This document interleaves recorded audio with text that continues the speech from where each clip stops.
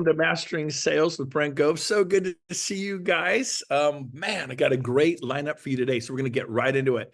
I have a tip for those of you working with buyers and want to do lead generation on a big scale. I also have a tip for those of you that have listings. This will change your life in the area of listings. This will help your listings that aren't selling to sell. First, I start with buyers. So here, I'm gonna do this. I'm gonna start with those of you doing open houses, door knocking, working your sphere, your farm, or referrals. So here's the first thing you got to write down. You ready? Enthusiasm is contagious. Some woman I did not know today called me. She's in LA marketing a project in like Nebraska. And she was so fired up. And I was like, wow, what a dynamo. And her energy was contagious. Enthusiasm is contagious. You got to kind of up the ante, listen to some music, read a book, do what you got to do, but get yourself in the right state. And that's why you'll see professional athletes with their Beats on or their Bose headsets, and they're listening to inspiring speeches or music or whatever. You prepare yourself to win. So that's really important to do before you go door knocking, before you go, like sometimes you show property, you're at this, it's probably a waste of time. I'm going to go out all day and then buy new construction in 6 months, and I'm going to waste my time again. That is a really, really bad internal mindset. Man, I can promise you this, when I show property, I fully expect to write an offer and put them in escrow like by tonight. I'm not waiting until Monday or Tuesday. You got to learn how to get the listing agent to present your offer in 10 minutes. It's super easy. So that's another day. We'll teach you how to do that. But oh my gosh, but for the sake of time, here's what you need to know. You ready? Facts tell, stories sell. Tell stories. When you get a chance to actually get your paws on somebody, get your paws on them, tell stories.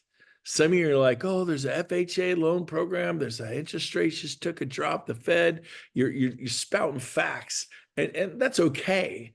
But what sells are stories. Facts tell, stories sell. So what you want to do is say, I was able to help someone buy a 4-bedroom, 3-bath home with a pool for $395,000. When those homes normally go for $450 or $5, they're like, what? Yep, in Folsom. And you name the city. They're like, what? Now you have their full attention. It took me 10 seconds to get them excited. Why? I told a story. I think, well, Brent, I didn't do that. Ask people, what's the best deal you've heard of lately? Oh, I did this deal over in XYZ zip code over in this city, Franklin, Tennessee, Nashville, Austin, Texas, and oh my gosh, it was a 5,000 square foot home. It was on Lake Grapevine or whatever. And I'm telling you, man, this thing, I would have sold it for $1.2 million. I got him in that for 925. That's your story. We, not I, because you didn't do it. We were able to help someone get a home for 925 on Lake Grapevine, 5,000 square foot, beautiful pool. Ask them, tell that story. It doesn't, you get it. It's a we thing, And so either something, you have a great story. I had a story about someone I helped buy a 5-bedroom, 3-bath home in El Dorado Hills. Now, those of you from Sacramento, wave at me if you know Sacramento. I got a few of you. No, nobody on this particular call. Well, here's the deal. El Dorado Hills is one of our best communities. It's got beautiful views, very pricey. And this is back in the back in the day. But a 5-bedroom, 3-bath home on a half acre would be, on a good day. This was in the crash, $500,000. I got this thing for $275. And I told that story for years. I was able to, they didn't tell them when, I was able to get somebody a 5-bedroom, 3-bath on a half acre in El Dorado Hills for $275. They're like, no way. I go, yes. Would you like me to help you? This is what I do. I get people great buys in real estate. And guess what? I have their attention in 10 seconds. Facts tell, stories sell. Tell somebody else's story. Would you do that? If Joanne did it, because my partner, my colleague at EXP, Clark, Joanne, Tristan, we were able to sell a home on the water, and they normally go for $4 million. We got $5 million. Ooh, tell me more. I would love to get $5 million. It's a French word. It's a good word. So they're like, well, I haven't done anything. Use the word we. My colleague and I were able to do this. This is what we do at EXP. Use the success of EXP. When you have your own story, say, I was able to sell a 10,000 square foot home on the water at Hilton Head for $5 million. They normally go for 4.5. Guess what? That homeowner, you got 5 million? Really? Yeah. Do you want to talk? And so facts tell, stories sell. So make sure you tell the stories. Here's another one you could do. I did this at open houses all the time. People come in, I'd say, hey, just want you to know this. It is so much easier to buy a home than to rent a home. And they're like, what? I go, yeah. I mean, you need a good job and no money. If you've got a good job and decent credit, a FICO score of 660 or better, a good job, no money, done. I can pick out a beautiful 3-bedroom, 2-bath home for you, 4-bedroom, 3-bath, 5-bedroom, beautiful, brand new. I could do this. It is so easy, no competition. Let me ask you a question. You got to talk to them. Go, if you were going to go rent a brand new 5-bedroom, 3-bath home with the pool, they're impossible to find right now, correct? Yeah. How many other people you think would put an application for that? Have you heard about some of the rental application? Oh my gosh, there'd be 30 people. I go, so your odds are 1 in 30. There'd be 50. Your odds are 1. I heard of when they had 100 people make application for this little 3-2 because it was in downtown Franklin, downtown West Palm Beach. It was in downtown Tampa, downtown Austin. And I heard they got 100 applications for, they were only asking $2,500 a month. They got your odds are 1 in 100. Do you know I can go buy you a charming 3-bedroom, 2-bath in downtown Austin, downtown Tampa, or West Palm? I can go buy that for you with no competition. It is so much easier to buy. Now check it out. If you, let's say you got it, you're 1 in 100, 1 in 50. There are only 10 applications. There are only 5. You're 1 in 5, but you got it. And let's say the rent was $2,500 a month.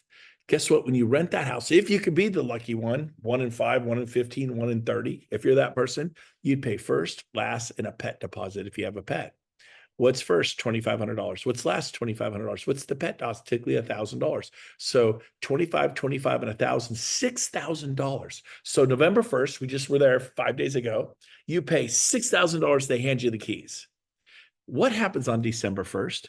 Got to pay the rent. How much is that? $2,500. So you paid $6,000 plus on December 1st, you pay another $2,500. How much is that? Well, that would be $8,500. Yep. And what happens January 1st? And you got to help them. You listen to me, guys. You have to pay another rent again. How much is that? $2,500. So you go from $8,500 to $11,000. Do you know what my kids paid? You can say my partner, Brent Gove, he bought a house in November with his kids. The payment's not due till January the 15th.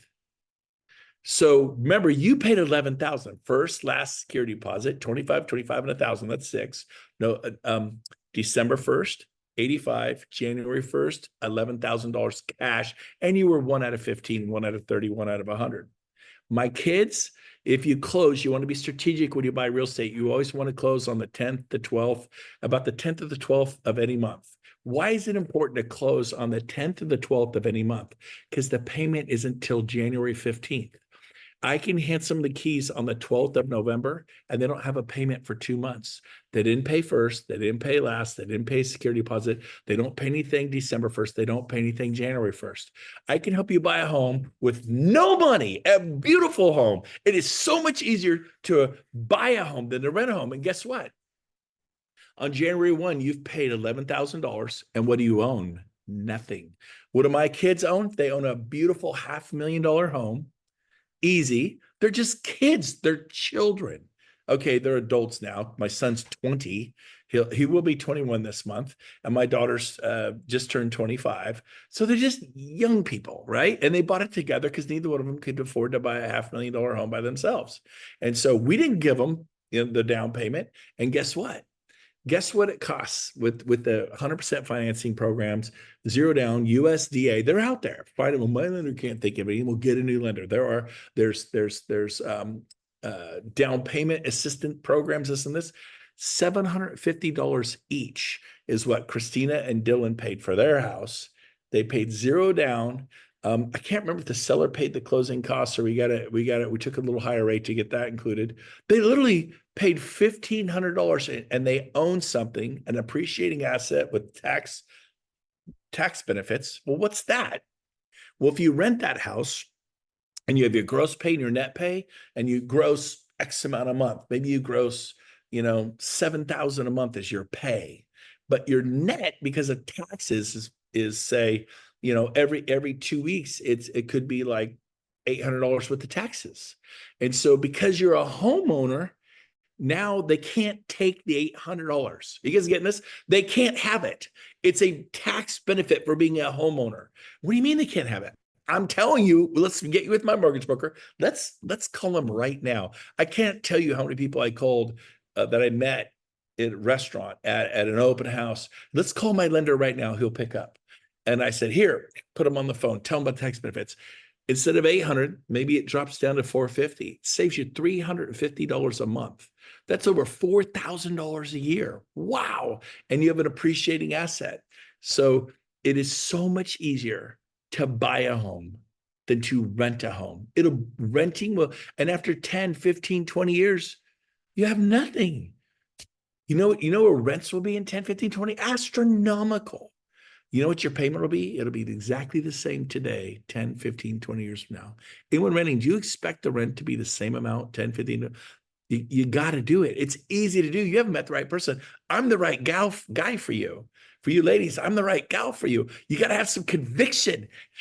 Facts tell, stories sell. My partner's kids just bought a house with no money down, and we either get the seller to pay the closing costs, or if they won't, we have this. We bump the rate a little bit to cover that. Literally, you don't need money to buy a house. You need a lot of money. You need a lot of money to rent a house, and you end up with nothing. It makes no sense, and you don't get any tax benefits. You pay an extra $350 every 2 weeks. That's $700 a month. I did the math wrong on that because it's every 2 weeks. I said $350 a month. It's $700 a month times 12. You're looking at like $9,000 a year. Or you could just leave it on the ground. Just kick it. You find $9,000, just kick it. I don't need $9,000. Yeah, right. I go, we need to get you with my mortgage broker immediately. Your mortgage broker and you, baby, should be like this, should be tight. I text them, this is an emergency. You got a second? And I put them on the phone with Joanne. I put them on the phone with Tristan. I put them on the phone with David Mills. I put them on the phone with Sasha. I get people on the phone with Elizabeth. Hey, Elizabeth and Joey, do you put people on the phone when you're door knocking or working your sphere or your farm, or you meet someone at the grocery store? You go, you got to talk to me later. Do you have 30 seconds? And I make the handoff. I literally call them up and go, hey, Jeff, you got a second? I want you to meet Joanne. She's thinking about buying a house. She did not know about the tax benefits. She didn't know that we could hand her the keys December 12th. She doesn't have a payment till February 15th. This is how it works everywhere. This is normal. As long as you close after the 10th, the payment, say it's January 12th, right? The payment is not February 1st. It's March 15th. Yes, it's due March 1st, but it's not late till March 15th. It's March 15th. I can hand you the keys on January 12th, and you don't have to make a payment till March 15th. There's no late fee. There's no penalty. There's no ding to your credit. It's March 15th. Well, maybe you pay it the 14th, a day early, wire it in, whatever. But no money down, no closing costs, no first, last security deposit, and pay month, and you get to live there for 2 months before you even make a payment. It makes no sense to rent when you can pick out a beautiful home. But you got to have some conviction. Okay, enough said there. I got to switch gears. I promise you, sellers, those of you that have listings, listen close. Listen, Linda, listen to me. Okay, you ready? Listen to me, Linda. So here's the deal. It's so funny to me. You meet these old stodgy real estate brokers and agents, or even the new ones that are trained by the old stodgy managers at Coldwell Banker or Remax, or, we may even get an old stodgy broker occasionally at EXP or, Compass or Sotheby's, whatever. And they teach you the way it's always been done. Is that how the world operates? Is that how it works? You just do it the way it's always been done and you get ahead? No. So here's the deal. When you show product, you get a brand new listing. It hits the market this weekend. And so I want to see it. Oh, yeah. Can we get there at 9? Sure. Someone else calls you. Hey, we'd like to see it at 9. I already got someone coming. You come at 10. Okay. I call someone else. And all of a sudden I call this agent. They have a showing at 9. they have a showing at 10, they have a showing at noon, they have a showing at 2. So I go, I got 11 open and I got 1 open. What do you want? They give me 11 1. Well, we really want to go at 10. They're like, no, no, no, no. We already have some at 9, we have some at 10, we have some at noon. You can come at 1 or you can come at 11 a.m. or you can come at 1 p.m. And they try to spread everybody out. Have you ever noticed this? Or every 30 minutes, if it's really busy and they spread everybody out, that is a colossal rookie move. When I say rookie move, I know agents have been doing this for 30 years to do this. They simply don't know how to sell. That's why they sell 20 homes a year. The reason I sold hundreds of homes a year is because I know how to sell. And selling is creating FOMO, fear of missing out. How do you create FOMO? All my listings, and I had 18 to 28 listings at all times. I go, you could see it at 11 or you could see it at 4. Take your pick. Well, I got to see it at 1. Not available. You can see it at 11 or 4. And I'd have 30 buyers there at 11 a.m. and 20 buyers there at 4 o'clock. I want them tripping over each other. I want to create a complete carnival chaos inside that house, because the ones who, they don't know, people don't tell, I hate that. They don't say that. But the one who loves it thinks everybody else loves it too. And the truth is, maybe there were 12 buyers there at 11, but only one couple loved it. But they know the other 11 loved it, or surely, and we got to go back and make an offer right now. I might lose it. So don't spread them out. Make them go at one time. And you could do that. Oh, yeah. Oh, yeah. And then book an open house from 11 to 4:30. And then you got the public in there too. And just freak them out, you know? And so you want to have mass chaos opening weekend, and then do it again on Sunday. You can see it at 1 and you can see it at 4. Those are the 2 choices. There's nothing else available. Okay, I guess we'll take 4. I guess we'll take 1, and then do an open house from 1 to 5. And you want people everywhere. This will help you sell the house. Another really important thing to sell, you ever call, and Tristan, I'm going to ask you, I'm going to role play with you, Tristan. So Tristan, let's you and I role play. You be a traditional broker. Don't be Tristan, because you probably do this right. I want you to be some old time, stuffy, 25-year independent broker at Hilton Head. You know the type. And they sell 10, 15 homes a year, 20 homes a year.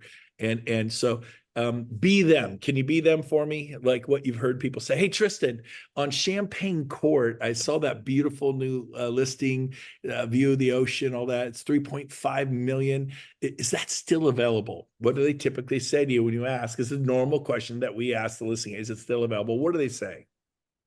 Absolutely. Come and see it anytime, Brent. Yep, there you go. That's what they say. That's the worst thing you could say, by the way. And so here's how that was perfect. You were an actor. That was so good. So Tristan, you asked me if well, I've even asked them, do you have any offers coming in? I would say that to them. And let's say there's no offers coming in that they know of. Tristan, do you have any offers coming in? You're pretending to be the old agent. Do you have any offers that no, it's been real slow. Nothing's happening on it. We would just, it's real quiet, Brent. So is your seller motivated, Tristan? And just answer like a typical agent, not the way you would do it. I think they could say yes or no. Yeah. What? Yeah, he's motivated. Maybe. Okay. Yeah. Or they say, I don't know, just make an offer, Wow, powerful salesperson there. So Tristan, let's reverse it. Ask me if Champagne Circle is available. Hey, Brent, would your guy be open to an offer on Champagne Circle if I can get you something by 3 o'clock this afternoon? Okay, that's really well done. I don't want you to be Tristan. I'm sorry. That was phenomenal, by the way. I want you to be a typical buyer. I thought you said reverse. Sorry, that was too good. You nailed it. Give me an A+. I really like that. You guys we'll take that apart. But Tristan, be just what do agents say to me? Like, is Champagne Circle still available? Because you want to show it. Just say those exact words to me. Is Champagne Circle still available? This happens all the time. Hey, Brent, is Champagne still available? Can I show it? Yes, but barely. That's my answer every single time anyone asks me about one of my listings. And then you hear that. What's your next words? What are you going to say? Well, what do I need to do to get in there? Well, see, you keep being Tristan, but that's good. That's another really good question. But most people say, well, why is it barely available? Right? That's what they say. Right. And you just can't help but be yourself. You're like, well, what do I got to do to make this happen? Let's go. And so most people go, well, why is it barely available? So ask me, why is it barely available? Why is it barely available? I know you hate this. I know. I'll stop. But here's the deal. I go because I have like people who come to Hilton Head and buy and pay top dollar, like the big time buyers. Where are they from, Tristan? Where are they from? Seriously. The Hamptons or right now California. Okay. Well, Tristan, I have someone coming at 4 o'clock today from the Hamptons. And I got someone coming tomorrow at 1 o'clock from California. And you know how those people are from the Hamptons in California. 3.5 million is a tip. When they see the ocean in this, and then Tristan knows he's right. The Hamptons in California, in Sacramento, California, where I'm from, I just simply said, I got buyers coming from San Francisco, and this property is $800,000. You know what you can buy in San Francisco, Tristan? They're like, what? I go, nothing. You could buy nothing for under $1 million. You can't buy a dirty, smelly condo that smells like a wet dog for $1 million. This is 3,500 square feet, third of an acre, pool, waterfalls, three car. What do you think these people are going to think, Tristan, when they come at 4 o'clock today? What do you think they're going to think, Tristan? And then they go, oh my God, oh my God. I go, so yeah, Tristan, it's available, but barely. It's 1 o'clock. Is there any way you could go show up between now and 4? This is how you sell property. Agents will never tell you this stuff. Now, let's say I didn't have anyone coming at 4. I got nobody coming. No one from California, no one from the Hamptons. Tristan says, hey, is Champagne Circle still available? Yes, but barely. That's always my answer. And he goes, well, why? Why is it barely? I go, because I'm doing an open house all day Saturday, all day Sunday, and I have a ton of interest in this property. I've already got 247 inquiries. Now, the MLS will tell you how many public hits, how many agent hits, and it'll say typically the agent hits are like 193, and then the public hits are like 82. I just add them up. And that means they've clicked on it, they looked at the pictures. I've had over 271 hits on this thing. I've advertised the heck out of it, holding all day Saturday, Sunday. I'll be shocked if it's not sold by Sunday night. That's what I say. Now, when I was new, I would call people like Tristan and say, yeah, it's available. Make us an offer. Seller's motivated. We got nothing. And I was, oh, good. I tell my clients, it's totally available. The seller's motivated. They got nothing. And buyers, you know what they'd say? What's wrong with it? I really liked it. Why is it available? Why do they have nothing? Don't say that. Now, here's the other thing people would say. I'd ask them if the property is available, and they'd say, well, I had some Remax agent make me an offer a couple days ago. It was $100,000 under the price. Are you kidding me? I literally tore up the offer.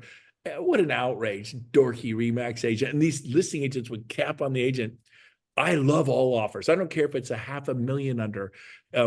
Hey, is XYZ property available? Yes, but barely. Why? I got an offer 2 days ago, and I counter all offers. You could offer me $5 on a property for $5 million. I counter it 9 million at 4,999,000. I'll take $1,000 off, and I do a verbal counter. Text it back. We'll take 4,999,000. Boom. And now we're countering. He's made me an offer for $5. I come back. He is available. Yes, but barely. Why? We got an offer, and I literally just sent the counter offer. I don't tell him it was a text. Does that count? Yes. Offer, counter offer.